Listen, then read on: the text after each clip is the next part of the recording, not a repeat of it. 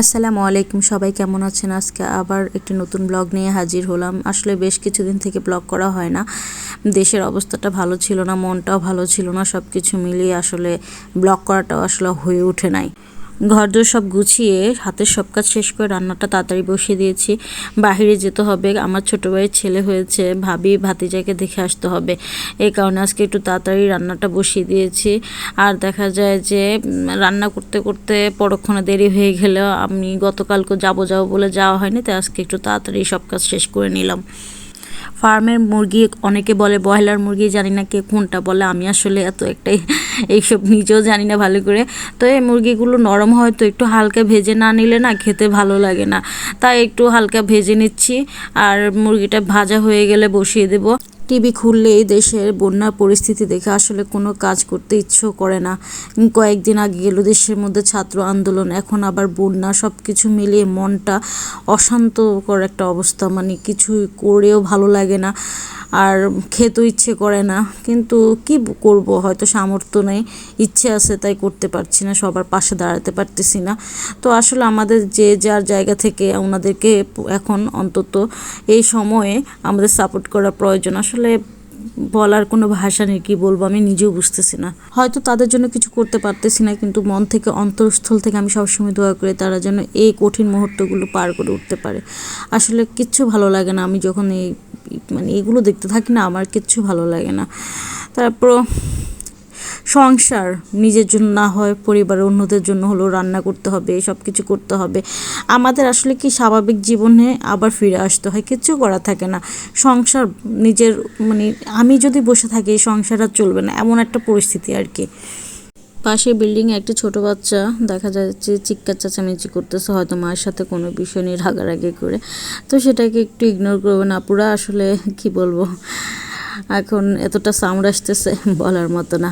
তারপর মুরগিটা হয়ে গেলে আবার বেগুন আছে, বেগুনটা রান্না করে ফেলবো। তারপর এগুলো শেষ করে ফ্রেশ হয়ে ভাতিজাকে দেখতে চলে যাব।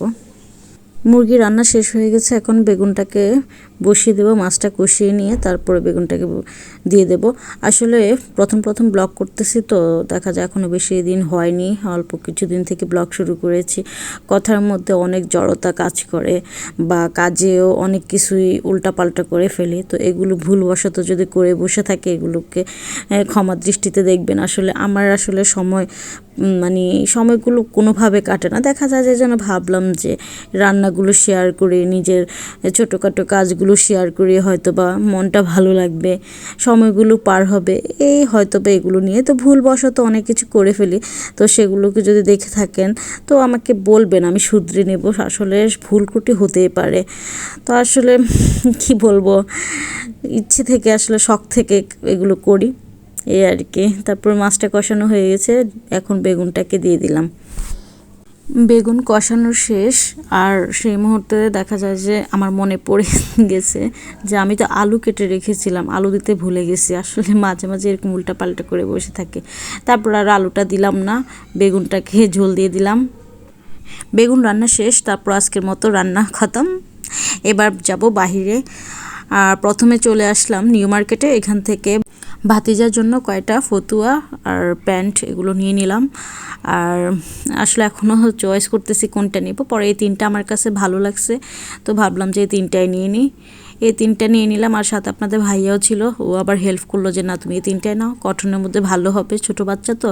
আর এত ছোট বাচ্চা যে কি বলবো, এদের জন্য আসলে ছোট ছোট কাপড় নেওয়াটা অনেকই। তারপর আমি একটু হালকা বড় দেখে নিয়েছি, কারণ বাচ্চাদের তো এখন গ্রোথটা বেশি, অল্পতে দেখা যায় কিছুদিনের মধ্যে বড় হয়ে যাবে। তো এই জন্য ভাবলাম যে না একটু বড় দেখে নিয়ে নিই। তারপরে চললাম হসপিটালের দিকে। এর মধ্যে মাঝে রিক্সা থামিয়ে সমুচা সিঙ্গারা খেলাম। আসলে এত পরিমাণ ক্ষুধা লেগে গেছে, হসপিটালের সামনে এসে কিছু ফল ফ্রুট নিলাম। ওই যে হসপিটাল দেখা যাচ্ছে, আর কিছুক্ষণ বাদে আমার আব্বাজানকে দেখতে পাবো। সবাই আমার ভাতিজার জন্য দোয়া করবেন। আর আজকে আসার সময় এই মানি প্ল্যান্ট গাছটা নিয়ে এসেছিলাম, তো দেখা যায় যে ভালো লেগে উঠছিল, এই জন্য নার্সারির সামনে নামলাম, নেমে তারপরে এই গাছটা কিনলাম। তারপর সবাই ভালো থাকবেন, আমার জন্য দোয়া করবেন। তো আজ এই পর্যন্ত, আল্লাহ হাফেজ।